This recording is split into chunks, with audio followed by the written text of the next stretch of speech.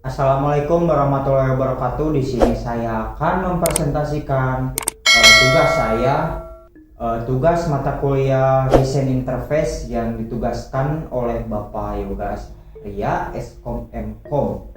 Dan di sini saya akan memilih materi interaksi komputer dan manusia.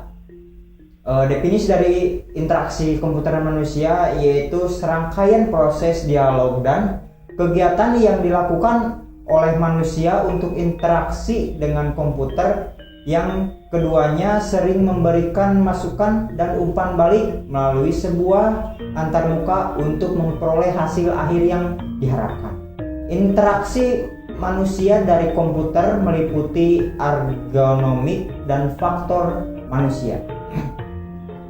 Faktor ergonomik adalah memfokuskan pada karakteristik fisik mesin dan sistem dan melihat performance dari user. Dengan kata lain, ergonomik terjadi di mana interaksi manusia dan komputer berkaitan dengan bentuk fisik dan dari mesin.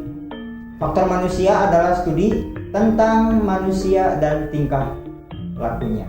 Tujuan dari interaksi komputer dan manusia yaitu untuk mempermudah manusia dalam mengoperasikan komputer dan mendapatkan berbagai umpan balik yang diperlukan selama ia bekerja pada sebuah sistem komputer. Sebagai contoh, misalnya sebuah komputer lengkap dipasang pada sebuah tempat yang tidak nyaman seperti di meja contohnya gitu, bagi yang pengguna yang menggunakannya tidak nyaman maksudnya gitu. Untuk keyboard yang digunakan pada komputer tersebut, tombol-tombolnya mungkin bisa terlalu keras dan jadi susah untuk mengetik sesuatu begitu. Media antarmuka manusia dan komputer. Yang pertama, media tekstual adalah bentuk sederhana dialog atau komunikasi antara manusia dan komputer yang hanya berisi teks dan kurang menarik. Salah satu contoh antarmuka manusia dan komputer berbentuk teks yang menggunakan bahasa pemrograman Pascal adalah reading dan writing. Yang kedua, media GUI atau graphic user interface adalah bentuk dialog atau komunikasi antara manusia dan komputer yang berbentuk grafis dan sangat atraktif. Contoh antarmuka dan komputer yang berbentuk grafis menggunakan pemrograman Visual Basic, Visual Pro, Delphi dan lain-lainnya. Bidang yang mempengaruhi interaksi manusia dan lighting. Bidang yang mempengaruhi lighting lagi. Bidang yang mempengaruhi interaksi manusia dan komputer. Selain paham tentang ilmu komputer, lighting. Selain paham tentang ilmu komputer, untuk membangun sistem interface yang baik juga perlu belajar bidang lain seperti psikologi, memahami perilaku, sifat, serta kebiasaan pengguna agar dapat menciptakan interface yang user friendly atau ramah pengguna. Desain grafis dan tipografi menggunakan gambar yang menarik sebagai platform dialog antara interaksi manusia dan komputer. Ergonomik meliputi aspek fisik agar mendapatkan lingkungan kerja yang nyaman ketika berinteraksi dengan komputer. Lalu antropologi, pandangan mendalam tentang cara kerja berkelompok yang masing-masing anggotanya diharapkan memberikan kontribusi teknologi. Linguistik atau tata bahasa, yaitu menggunakan bahasa yang baik dan mudah dimengerti, merupakan syarat utama dan membangun interface yang mudah digunakan dan dimengerti.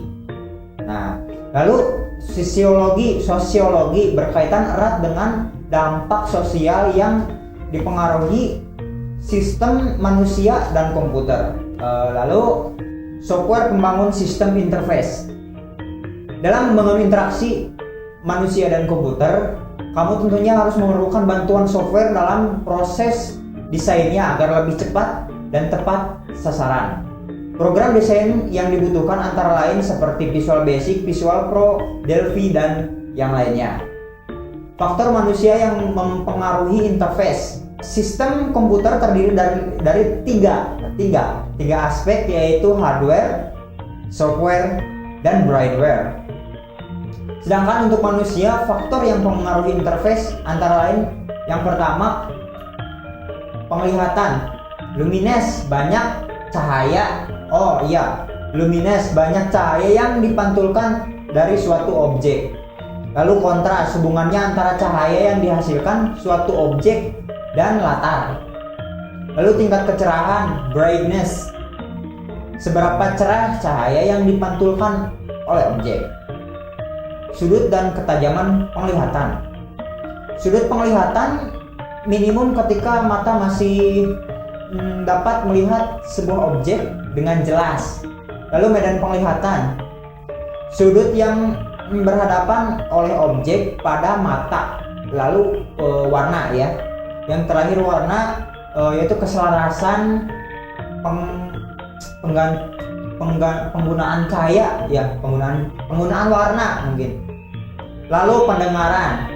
Kebanyakan manusia mendeteksi suara dalam frekuensi 20 Hz lalu sampai 20 kHz. Lalu manusia juga mendengar suara antara 50 dB desibel atau 70 sampai 70 dB.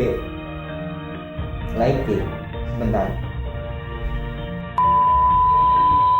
Telinga manusia akan rusak mendengar lebih dari 180 desibel. Lalu manusia tidak mendengar frekuensi kurang dari 20 desibel. Sentuhan merupakan sarana manusia untuk memfasilitasi. Sebagai contoh dalam penggunaan keyboard dan mouse ya. Segitu saja, mohon maaf apabila ada salah kata. Akhirul kalam, wassalamualaikum warahmatullahi wabarakatuh.